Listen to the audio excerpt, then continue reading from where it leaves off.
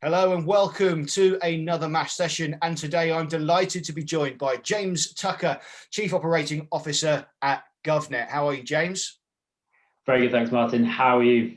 Oh, never better. It's just been one exciting roller coaster.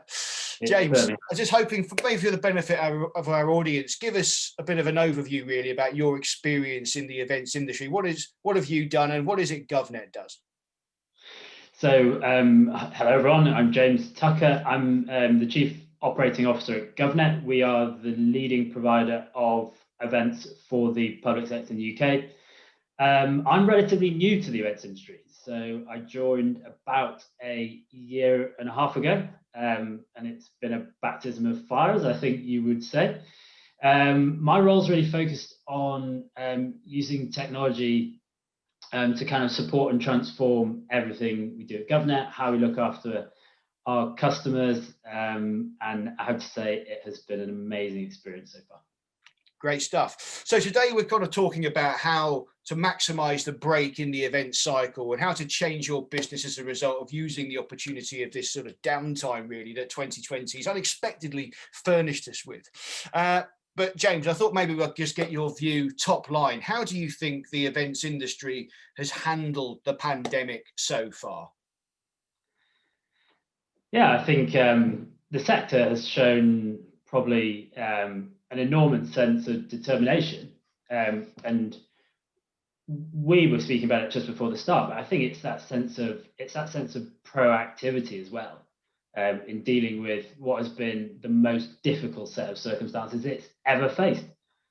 I think one major positive has been the way everyone's kind of come out, how everyone's come together to share best practice, support each other. And as someone who's quite new to the events industry, as I said, it's been amazing to see. I think I was actually working in finance before, and finance, despite what you see on the Wolf of Wall Street and films like that, has become quite cold and quite compliance heavy. So I had to say I really love the events industry's care and passion for each other and how that's been demonstrated through this pandemic. Yeah, absolutely. I bet. So let's cast our memories back. I mean, my goodness me, it could have been years, but it certainly feels like that sometimes. 23rd of March, the UK is plunged into the first lockdown, and we're still obviously dealing with that situation now. What have you and the team at GovNet actually been doing since that time? So I think after the initial shock that I think everyone experienced, we kind of took stock. We thought about how we could support the audiences we look after in a virtual way through the cycle. And then we really kind of looked at how we can change our whole entire business, really, taking advantage of some of the breaks, because you'll know from working in the sector, the event cycle is absolutely mental. And like we were running nearly 600 events a year, and you never had that breathing space to take stock and try and change some of the stuff that you always wanted to change, because you're a bit scared of maybe slightly disrupting the way that you deliver events. So I think we, once we got past the shock, once we got our virtual strategy in place, we really focused on how we can change our business. I think we've replaced our pretty much our entire tech stack. We've replaced almost every website, and really focused on how we can deliver for our audiences in the future. You see, that's interesting. I want to explore a little bit more about that then, because events people are know what they're doing. They're versatile, creative, but they have a way of doing things. How have your team sort of handled that change of approach? Well, I think no one's job is the same as it was 9 months ago. Like, what is your experience been at MASH? Like, I mean, you must have noticed people's roles changing, right? Yeah, I'd say that my year's certainly not been the year I was expecting. Yeah, I think it like everyone would have had a similar experience. Like almost every role has changed. So let's try and give some examples. So it's like sales teams for the first time have to actually show clients how something works. They've never had to do that before. You don't have to explain what a live event is like. I think our content teams have almost had to become kind of video producers for the first time. Like the way people's roles have changed has just been unbelievable. We've really kind of encouraged our teams to try and find their own way. Like they are the ones who most understand the challenges, and we've allowed them to kind of go away, find their own solutions and find the best solutions for their customers. And when they find one, we try and kind of make sure it's really robust. We make sure it's shared across the company. And they've really smashed it, to be honest. I think I've been amazed at how resourceful our teams have been, and I'm sure it's the same in everyone else's events businesses. Well, I sincerely hope so. So obviously there is no event without an audience. So I'm curious really about how your audience is, the people you've run events for, how have they adapted to this sort of pivot towards online or virtual events, whatever we call them? And is there any advice that you could maybe pass on to other organisers who are now looking at this sort of online event concept more long term? Yeah, I think it's obviously mixed and like very dependent on the specific audience type. Like we see huge variations. Like some of the more tech focused communities just get it straight away. Some people will have never attended an online event, or maybe even never had a Zoom call before. And you really are starting from scratch. So having support in place to support any type of experience, I think, is really important. And then really it's about focusing on, I would say, solving the needs of each audience, and how we can positively help them tackle the challenges they face. So if I think about some of our audiences, like healthcare and education are our biggest sectors. They've had absolutely terrible years, both of them, and we've really tried to be there to make sure we're there for them. And to a certain extent, when you're taking that approach, like the format almost doesn't matter so much, because you're just speaking to them, you're understanding what their challenges are, and you're working relentlessly to try and help them solve those challenges. So as long as you're focused on that, I believe you'll kind of find a way. I think there's it's been a really interesting test.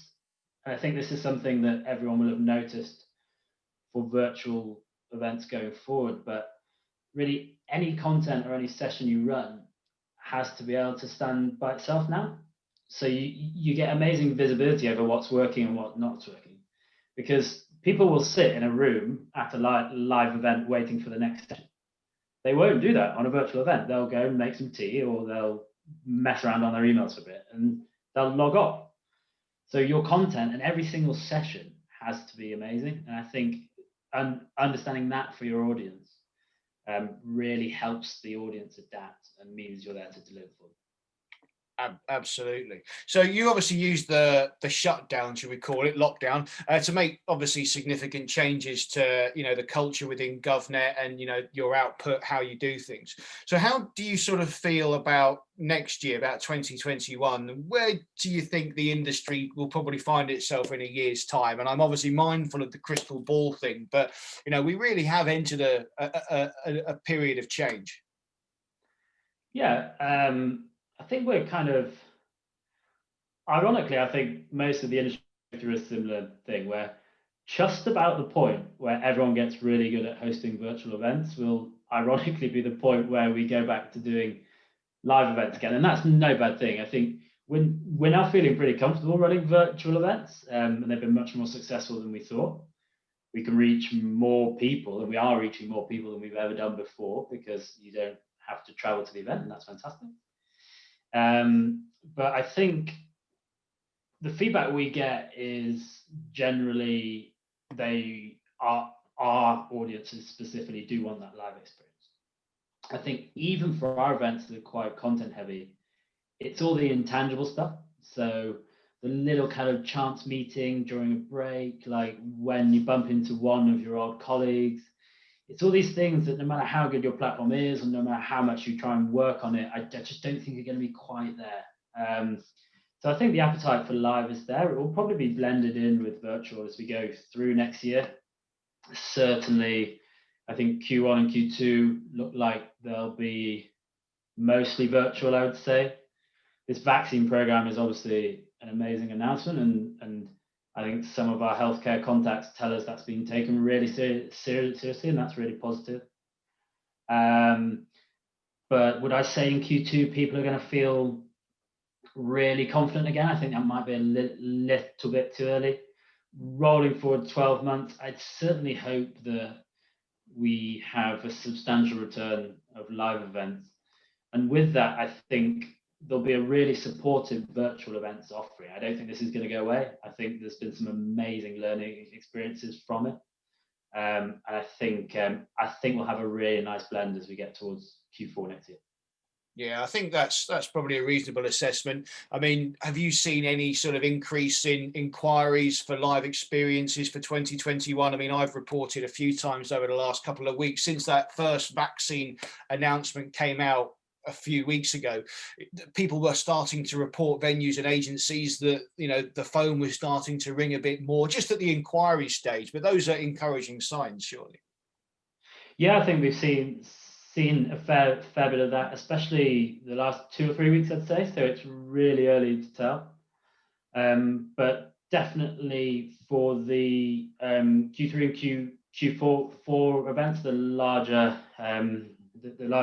exhibition formats, I think we are getting a lot more interest. I think it really demonstrates that our customers, but everyone's customers as well, have missed that live event format. Like, a lot of them have maybe struggled to generate, or it doesn't feel like they've generated the same amount of leads or the same amount of business that they would normally in virtual events versus live events. There's also, we notice in our customer base, a lot of people have had quite negative experience with some virtual event providers. So maybe they're a bit more cautious, and they're asking, like, when are you guys going to be running live events again? Because we're ready when you are. So definitely moving more that way, and I think it's really positive. Absolutely. Well, 2021, it's the year of mystery, I think. James, I know you're a busy man, so I'm going to let you go. Thank you so much for stopping by to chat. Yeah, thanks very much, Martin. I want to say again, a big thank you to you and everyone at MASH for everything you've done for the industry this year. I think it's been really awesome. You're very kind. Thanks, James.